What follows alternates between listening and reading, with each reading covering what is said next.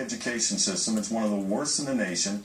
You have questionable lifestyle choices. Some of this is self-inflicted. All these kids with no fathers around. Father-absent homes. When fathers aren't around to shape the behavior of young men, they oftentimes grow up to be unmanageable misfits. Those are the ingredients. Milwaukee has all of them. All this police shooting did, of an armed individual, by the way. When 4 other murders happened the night before and you didn't see this sort of reaction.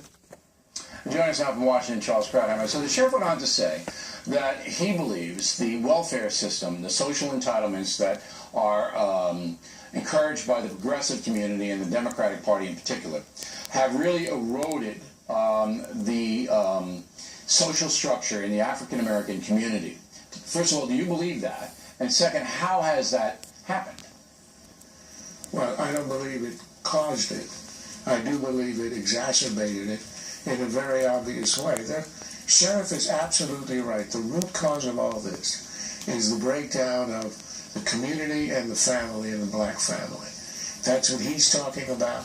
That's what Pat Moynihan, the famous liberal senator and professor of sociology at Harvard, wrote in 1965, a report for which he was viciously attacked and even ostracized, because he pointed to the breakdown of the black family.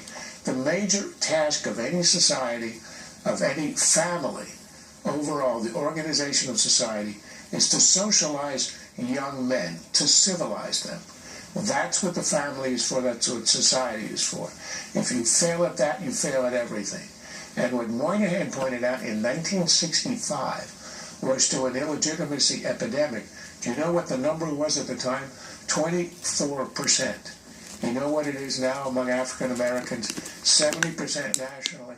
In some of the cities, 80 to 90%. The sheriff is absolutely right. Fatherlessness. No one, not just to be the role model, but to be the disciplinarian.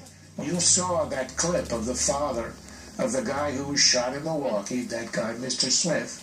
The father saying, I'm at fault.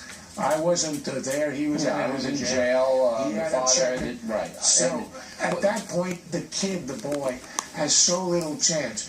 Add to that the schools that are corrupt, controlled by the teachers union, give the worst education. No liberal in America would agree to have a child in that school, and they don't. But how does the payment system, the welfare system, how does that erode? Let me explain. Go ahead. When FDR instituted the aid to families of dependent children, it was intended to subsidize widows raising kids. It was never intended to what it ended up being in the 60s, 70s, 80s, to be a subsidy for illegitimacy. What was discovered was that if you had a child, you were unmarried in your late teens, early 20s, and as long as you didn't have a man in the house, not just unmarried, people used to hide the boyfriends. They would run away when the social worker showed up, because if there's a man in the house, you lost your payments. It was the worst incentive you can imagine. Well-meaning government trying to subsidize a single mother, trying to raise her kids, very hard to do. But what it created was a cash payment system where essentially if you had an illegitimate child with no one to help you out in the house, you were subsidized. The government essentially became your providing husband. And the more kids you had, the more money you got. And you created a new generation. Okay. With no father, no role model, increasing poverty, desperation, and all the pathology that we talk about today. It is a tragedy because it was all well intended. But the Progressive Party will never admit that. They will never say, gee, you know, we were well intended, but it didn't work, and now we have to look at another way. Well, Bill Clinton did. He did signed in a way, welfare reform in 1996. Right, but that was based on work. That attached it to work, and that revolutionized welfare. This is based on something else. This is based on morality. Now, Clark basically says, Sheriff Clark, that the black community in America has to solve the problem itself, that the government can't. So if African Americans want a better society, all right, they have to confront this growing problem of the deterioration of the family. Do you think that will ever happen? Look, that has always been true. It's true for every community. It's been made worse by the policies of the government.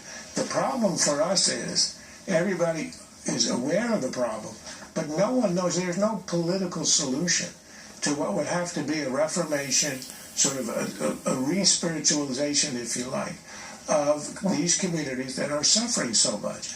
The sources of strength, of course, are the churches, some of the community organizations, and that where all that has to come from. But I think there are a few things the government can do at the margins. The first was reforming welfare, which Obama has largely undone, the worker requirement. And second, which is what we need to talk about, is to try to salvage at least some of the students by giving them educational choice. The vouchers and so stuff you like can that. Start by working from the outside. All right. You can start by doing those things. But the rest, unfortunately, is up to a community that is in very dire straits. All right, Charles, thank you very much. Water's on deck. He went to Martha's Vineyard where President Obama is vacationing. Then I traveled to Normandy, France, and Ireland on vacation. I'll tell you about it in the tip of the day. That's moments away.